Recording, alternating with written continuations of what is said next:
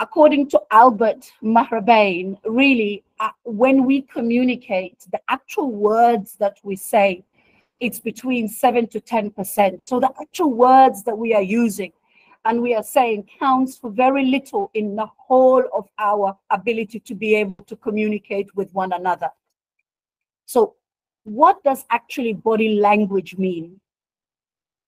Body language is the use of physical behaviors, expressions, and mannerisms to be able to communicate non-verbally, often instinctively and rather than consciously. This is a very important. We do it instinctively. We are not taught to use our body as sort of, but even a small child will understand some very basic behaviors, whether you have your hands up in the air, whether your eyes are out, or whether you're frowning, or whether you are upset. This is physical behaviors, non-verbal communication, that we do it very instinctively rather than consciously. That means whether you are aware or not of your body language when you are interacting with others, you are constantly and continuously giving communications. You may not understand that some of your communication may be done so unconsciously that others are perceiving what you are communicating in a way that you are not intending. So body language, whether you are aware of it or not, it's constantly happening. Body language can tell you, as I said, when somebody is anxious, angry, and as I said, even a small child can be able to distinguish somebody's body language expressions, whether they are shy, whether they are confident, whether they are opening, walking. That just body language itself, we are able to really be able to decipher it. However, body language can be very misunderstood, misinterpreted, really just misunderstood. So you might come in, your mood, something may have happened, you may unconsciously and instinctively have your guard up, behave in a certain way that will be understood by others, or stay away from me. It might just be part of your personality. It might just be part of the scenario or the current situation you are in. But what we need to understand is that body language, even if you are using it as I am going to use it for a detection, you are never, no body language is ever going to tell you, there's a lie there, in a very conclusive way. What it does is allow you to be able to read it and go deeper into it to understand. Now, when it comes to any potential experience with another person, the first thing we need to do is we genuinely categorize when we see somebody either comfort or discomfort. And you may do the same for somebody else. So maybe you are waiting for your boss to give you an answer, you've been chasing them. The minute they see you, that first instinctual thing in our behavior is, do I feel comfort or discomfort? So that's the first step for us to be able to diagnose whether a behavior is good or bad. Even if it is discomfort, it's not necessarily bad, but it's for you to understand, are people comfortable or uncomfortable? So that's the first setting we want to look at. The next element of body language is, for example, what situation are you in? Are you at home? Are you by your desk? Are you on a presentation stage? Are you in front of colleagues that you are comfortable with? Are you next to bosses? Are you being interviewed? The situation is very critical to body language. Also, your personality. If you are an introvert, extrovert, all of those different, your personality and then your cultural element are critical.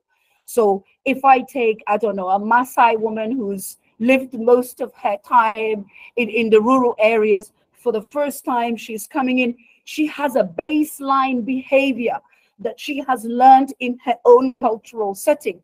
So when she comes into another potential cultural or multicultural setting, her behavior is not looking at it or as odd or something else. And that's the beauty about using body language, is to be able to know, is somebody really kind of pulling the wool over your head? Are they hiding something? Are they uncomfortable? So you need to know somebody's baseline in how they behave before we are able to make differentiation as to whether they are comfortable, uncomfortable, and all sorts of other areas. So your situation, your type of personality, your cultural background, all overlap and impact in how you communicate with your body in a regular basis. Is everything okay? Just hearing Yes. a slight echo. Fantastic. Wonderful. Now, when it comes to body language, the first thing I want us to do is start separating body language or decoding or understanding body language into two categories. And we are going to go through each one of these in the two sections. So the first is the actual body language. So we use our face, facial expressions. We use our body for the whole gesture, posture, eyes for contact, the distance, how we are standing, the touch, our tone of voice. This gives us body language. Then we have behaviors, things like mirroring, adapters, regulators, emblems. And so understanding both the body language and the behaviors, and then we put it in that triangle of situation, personality, and culture. That's when we begin to start evaluating a lot more. So let's go into body language more in detail. Facial expression. When we are looking at the face is highly expressive. The eyes, how long do you look at someone? How often do you look at them? What does your mouth say? You know, with eyes, we can see, are they wide? Are they expressive? Your mouth, your forehead, your cheeks, even your nose. Your nose is a very important for filtering. You tend to find people filter a lot through the nose. When we are filtering, it does not mean we are lying, we are just constructing. And if you take the eyes one step further and look at, for example, NLP, neuro-linguistic programming, it actually tells you wherever your eyes are going, it will tell you what you are doing. So if you are recollecting, you tend to look upwards. If you are having an emotional dialogue, you will look sideways. If you are going right versus left, you are constructing, or you are, so even the eyes, just in where they move, you can go much, much deeper. But your facial movements, your chin, your lips, whether you are closing your lips or biting your lips, all of those different things can communicate. Now, does that mean that every time you are holding your mouth or covering your mouth, should you be aware of those certain things? Absolutely. If I am covering something, I don't want you to see it. If I'm holding my mouth, it's almost like I'm holding my opinion. And we don't really need to go so deeply because it's instinctual. We read people's expressions like somebody putting their lip to the side, just using the lip to the side, where they go to the corners, how somebody smirks at you. The mannerisms in the way they do it overall allows you to automatically be able to begin to dissect.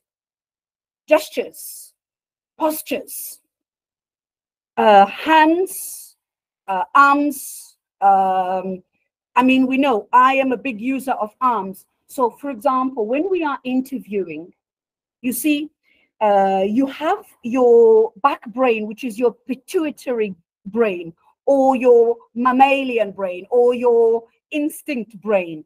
For example, when we go into situations like, for example, an interview where we have to perform and the pressure is on us, and there is that flight, or you get very nervous, it means your mammalian brain has kicked in.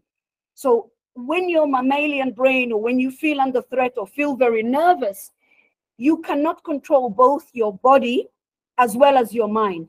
So you tend to find people who hold their arms or try and still, they also stifle their thinking. A lot of personalities, you can tell a lot, whether you are, how your legs are crossed, whether they are close together. You can see a lot of the images here. But you can tell if like, if I'm a female and I'm in a group, my legs are wide open, some another female might look at me and go, hey, that's not appropriate way to sit. Again, that might be culturally perceived, because if you are sitting somewhere, I don't know, in Finland, and the gender diversity is a lot more, it might be seen as perfectly acceptable. So this is why I say body language and dissecting it and understanding it has those three elements of situation, personality, and culture. Eyes is really big. When somebody is talking to you, do you keep your eye constantly gazed on them? The intensity, like even if you are a boss right now, let's say you are a manager, or let's say that you are a HR manager, and you have somebody, or either your manager coming in or an employee coming in, how long do you have that eye? Do we look at each other's eyes instinctually, we know a great deal. And these are the type of things I want you to begin to start being aware. Awareness of yourself, whatever situation you are in, before you begin dissecting others, and before you start using body language to start interpreting others, I want you to use it to understand how you are communicating. So are you avoiding eye contact? In which scenarios do you avoid eye contact? When do you tend to smile more? When do you tend to be more quieter? Do you just, how often? Intensity, direction, all of these different things make a difference. Distance and proximity. This is again the context that we are in. So if I am very intimate to you, I'm very comfortable to stand with you. And you find this if you watch colleagues in a work environment, especially between the two gender, male or female, or maybe you have somebody, a German and you have a Kenyan, or you have a Finnish and you have a Moroccan. Sometimes that cultural element, especially between genders. So a female we as females are a lot more aware of our body language. Are we giving the wrong signals? And sometimes you will find males will come into your space, you move a little bit back, they'll come more into you, but they're coming into your space not necessarily to invade it. It's because they want to show that I am in your friend zone. And again, is how do you use, because you can use body language substantially to change somebody else's behavior. The way you stand, how comfortable you are with all of those things, also gives the others the ability to read you and know where your level is, your intimacy, comfort. And as I said, all of that, the proximity and the distance that you are with someone is the type of relationship, the context that you are in, all sorts of, as I said, gender, cultural consideration. It's an important element to consider. The tone of voice counts for almost 40%. The tone of voice is so important. We can read so much in your intonation, your mood. And this is the beauty. If you know your manager well, or one of your direct employees, or one of your clients very well, and like, for example, Natalia, I am high volume, I speak fast, my rhythm is constantly going. So I am going, so if you are speaking to me one day offline and I seem like, yeah, and I'm just not coming across as enthusiastically, this is where you naturally begin to say, this is not what you normally do. There is a variance here, something is not happening. And that's how we should be using body language, not just the voice, the tone of voice, all of the different things within this, the tone of voice you're using to communicate effectively. How you pronounce, even people who are a little bit more silent, a bit more quiet. You tend to find Kenyan women also, they don't speak very loud, they speak quietly, in a little bit of that murmur. Again, is putting all of that into context. But what I want you to do is I want you to become aware in whatever work scenario you are in over the next month to 2 months. I want you to start paying attention to your tone of voice, whether you are speaking to the chai lady, whether you are speaking to whoever, I want you to begin, just be self-aware. You see, because our bodies, all of our body language, the way we do it is done on autopilot. We are, you know, repeating the same behaviors. We as humans like doing. We drive on the same road path to go to work. We tend to park in the same spot. We tend to sleep on the same side of the bed. We tend to eat. We are very habitual and regular. So we do go into autopilot. That's why I say having that self-awareness can really help. Now, let us look at behaviors. So one is mirroring. Mirroring is so powerful. It's the unconscious imitation of another person's body language, which signals a desire for rapport and connection. So if an employee, and I tend to find this when I'm interviewing, if I am really speaking fast during an interview and I'm asking a question really, really fast, you tend to find the candidate will also begin to reply really, really fast, etc. We tend to mirror a lot, especially when we are looking to create, or if there is a desire to create a rapport or connection.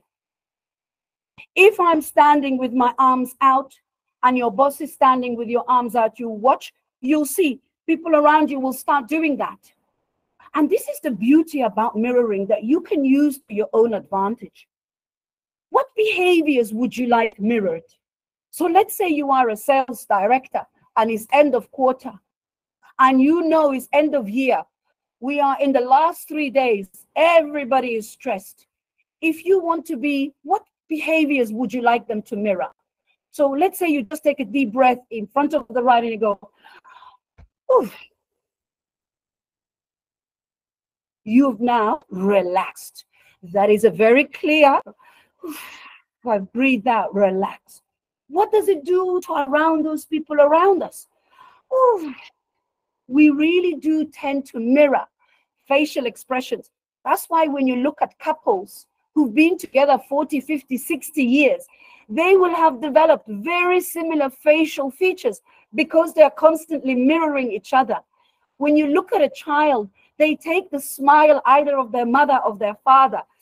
And all of that is through that mirroring. And when we do mirroring, so for example, as I said, not just in your breathing patterns, even couples in love, even their heart begins to synchronize. That's mirroring. That's creating that connection, that rapport. So mirroring is very important. Just if somebody is, so for example, if I'm interviewing somebody and I am sitting at the table, then I move forward. Literally, I'm leaning forward. You tend to find within a few seconds, they will lean forward as well. If I sit back, and you tend to find if you cross your arms and somebody is a little bit unsure, they will cross your arms. Try this out. Try it out. You will be amazed when you begin to be really conscious of your behavior. But mirroring is what we automatically do. Whether we mirror the speed of my voice, whether we mirror how your head bobs, whether we mirror hand gestures, smiles, all sorts of different things. But mirroring happens so instinctively and automatically. Adapters. Adapters are often highly misunderstood as suspicious behaviors. Unfortunately, they are not. Adapters are self-soothing behaviors. Hair fidgeting. If you have a keyring, flipping the keyring. If you have a piece, you are moving it about. It only shows that this person is self-soothing. They are doing some form of comforting. The knee shaking, the leg shaking. These are self-soothing behaviors, which we can sometimes see somebody as, oh, they are now fidgeting, they are now flicking. The way you need to understand whether somebody is giving you a really clarity, if it's either self-soothing or distress. Yes, sometimes some self-soothing behavior might show you distress, anxiety, that person may be under. And, you know, we can choose different colleagues, different type of profiles. We all exhibit some of these self-soothing behaviors. in a variety of different ways. Even if they put their hand under, nail biting, fidgeting, throat clearing, excessive swallowing, pacing. These are just things that we need to do, we are doing in order to soothe ourselves, to, I don't know, whatever anxiety or discomfort is happening. And in an interview scenario, in a pressurized, or this person might just be going through whatever. It could be the age. For a woman, it could be the time of month. It could be a variety of things. What we want to do is be very careful when we are assessing adapter, self-soothing behaviors in a negative way. Use it to sort of understand, maybe you are too close to somebody, or what that person is going through. I don't necessarily see somebody shaking their leg, just sitting there having a conversation, and their leg just goes off and the leg is just going on. It does not mean that this person is anxious in this moment, or they are maybe uncomfortable, or they are distressed. Self-soothing behaviors do not have to come up in a discomfort or anxiety. They could be natural behaviors that some people do. As I said, nail biting, and all sorts of, even shifting on the seat, or foot tapping, or any kind of, we are just trying to make ourselves, we are soothing ourselves. I think hopefully you guys have understood that. Now, regulators are body language, basically gestures and cues that helps a conversation flow. So for example, that is a regulator. If anything, gestures or clues that help the flow of communication. Head nod, moving your head to the side, nodding, gestures, all sorts of mirroring, asking questions. There is so many different ways that we can do regulators. Like we can put the hand up, yeah, smile, even laughter. All of those are regulators. They are behaviors that we do in part of our nonverbal communications. Okay, we tend to. The more the more regulators you are using, the more you are engaging your conversation. So if somebody's talking to you and you are giving them your back and you're like nothing, then you are giving them zero regulators, versus looking at them, nodding, whatever it may be, eye contact, verbal acknowledgement, even mirroring. Oh, you close, right? I'm now looking. All sorts of different things, but we need to be able to also, we know that regulators allow us to have non-verbal continuous flow of communication. And then emblems. Emblems really are what we call globally, culturally understood gestures. Gestures are still part of body language. Snapping, waving your finger, thumbs up, okay, love heart. These are basically body language, even some form of sign language you can think of in terms of, I'm going to cut your throat, or, I'm going to shoot you, or, peace, or, whatever those RTD2. But there are so many different emblems which are body language we use that are internationally understood.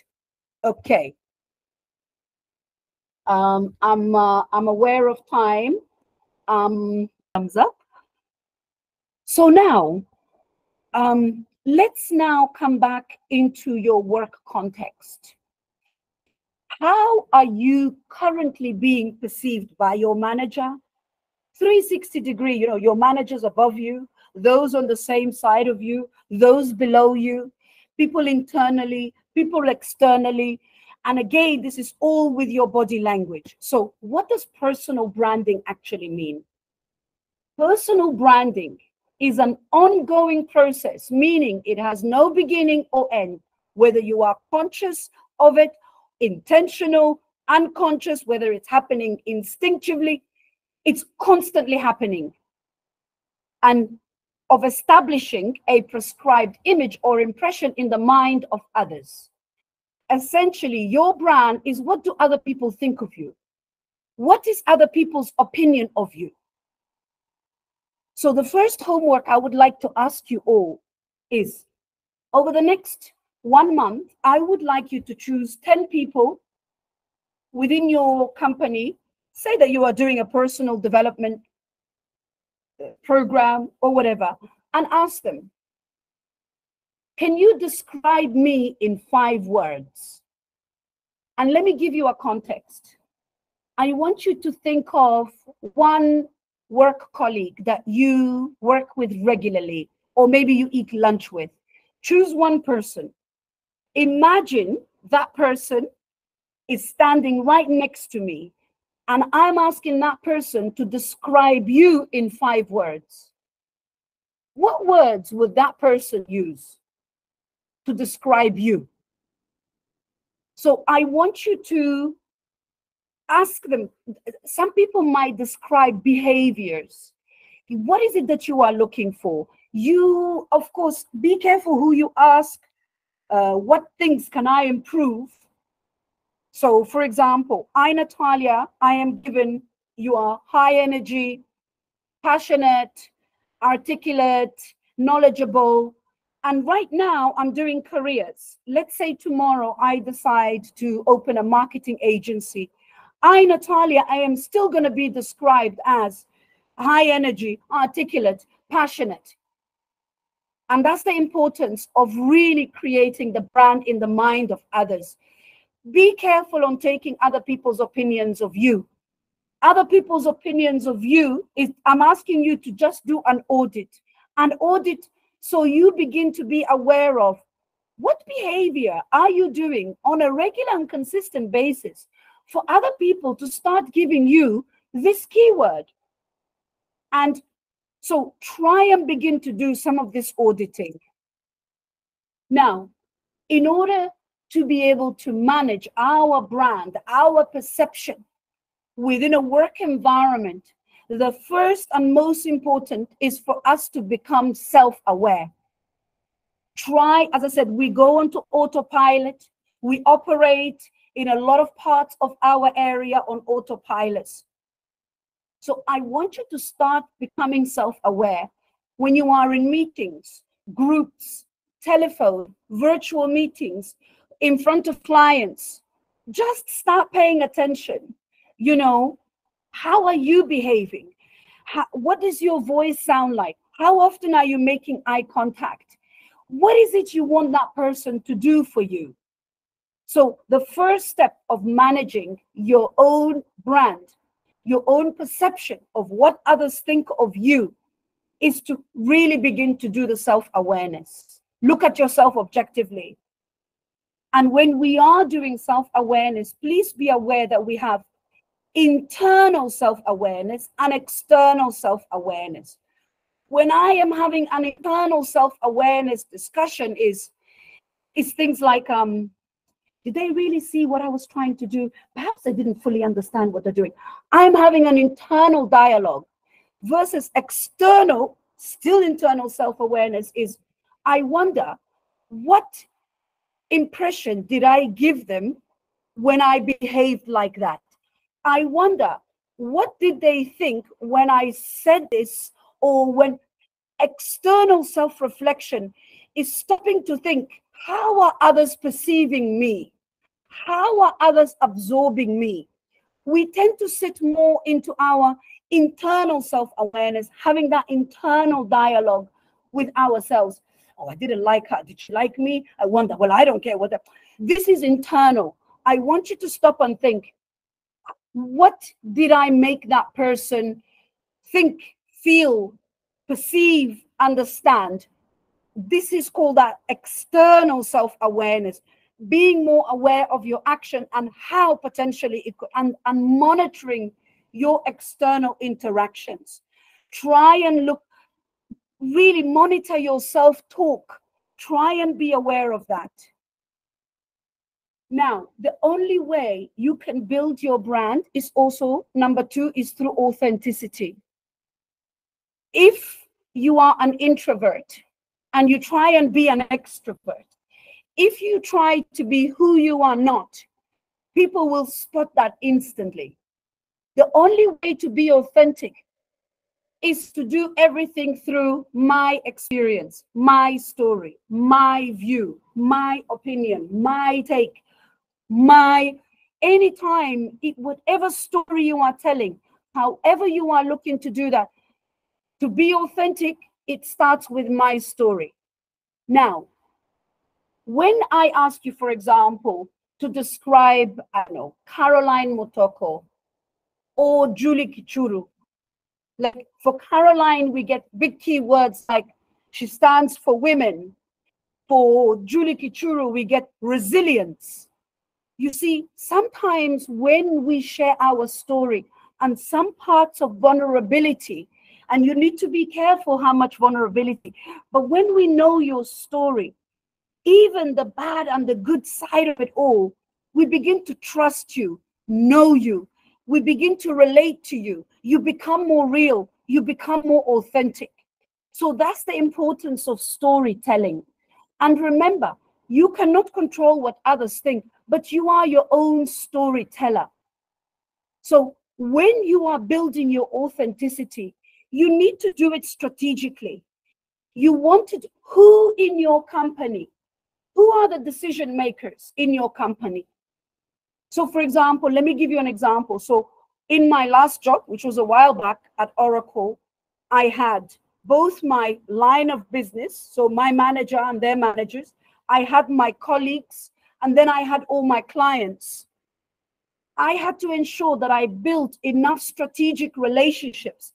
And you see, your brand belongs to you. It sits in the mind of others. But your brand belongs to you. Whose responsibility is it that everybody knows you? If you are working from home or you work in a regional role, it's your responsibility that whoever is in your organization have some idea of being able to describe you, know about you. Who are you? What is it that you do? And a very good way of building this is to get endorsements. So for example, if I go to my, I don't know, VP in recruitment and I say, I am a fantastic recruiter. Do you know that I am really great? My VP is going to look and say, yeah, thanks, Natalia. I'm sure you are. Versus a hiring manager at his level, another VP level, coming to say, Natalia has done a fantastic job for us. We're really, really happy. Thank you. Now, that manager is now going to begin to say, oh, Natalia is great. So your story, your brand really belongs to you. And then adding value is the only way to nurture a relationship strategically. If you think of all the people in your family, whoever you are giving more time to, more money to, more resources to, more knowledge to, they will know you deeper. So you need to be managing your perception at work and understanding, what can I add more of? What value can I add? So imagine you are coming to work and there's Mary, the receptionist. You coming in on Monday going, hi, Mary. Bye, Mary. Versus, hi, Mary. How was your weekend? How are you getting on? Is everything good? How are the kids? They're good. Fantastic. Have a good time. What you've now done is given Mary, the receptionist, more time. You have now deepened that relationship. So when we need to be, this is an important part. You need to be strategic and intentional. You need to be consistent and you need to be authentic. People don't remember what you've said. People remember how you made them feel. So when you are building a relationship or anything you want to build on, you now have to add value. If you think of all of your brothers and sisters or your cousins or your kids or whatever, whoever you are giving more time to, you have a closer relationship with. And the same, sit in your work environment. And this is why it's very important when you are authentic and you are telling your story. And who do you tell your story? There will be people in your company that may not be a direct report or in your management, but they are important enough. So when conversations are being had and you are not there, that is what we call a sponsor can speak on your behalf. Why would I be your sponsor? I need to be vested in you. I need to know you. I need to know your story, what drives you. Therefore, that is how you actually build that. And then you add the value. So be strategic, be intentional, be consistent, and authentic. And if we now come back to your nonverbal communication, I want you to start being aware of your body language, whether you are talking to your children, whether you are talking to your boss, in whatever. I want you to become aware of your gestures. What is your tone? What are your facial expressions? What context are you in? And the important part is to also know, what is it that I want to gain out of all of this? So let me make an assumption. I would like my company and those near me to see me as a leader. And I would like them to see me as a motivational leader, or I would like them to see me as a productive leader, or I want them to see as a all about numbers leader. You decide your keywords. You decide, how do I want? So when I was in my last role, I decided I would like all of my team across all of us, 100 recruiters across all of EMEA. Anytime they hear Natalia, I want them to know, Natalia can fix problems. She's a good point of contact. She's a go-to. 2, I wanted them to know that I have information of all the latest development in the recruitment industry. I wanted them to know. So I decide the behaviors or the keywords I want to be given. And then I have to begin to exhibit those behaviors on a consistent, authentic, and strategic way to be able to do that. So every month, once a month, I would send, by the way, guys, I have found this really useful tool. This one can do your Boolean string search. This can capture and do this for you. This can do that. Every month, I was sending an email consistently to the whole organization. If I wanted to be known as a recruiter that can manage really senior stakeholders, how do I now bring that awareness to the rest? And it's not just you doing it, but how do you utilize all of the resources and all the people around you by strategically and intentionally building those relationships to ultimately get what you want?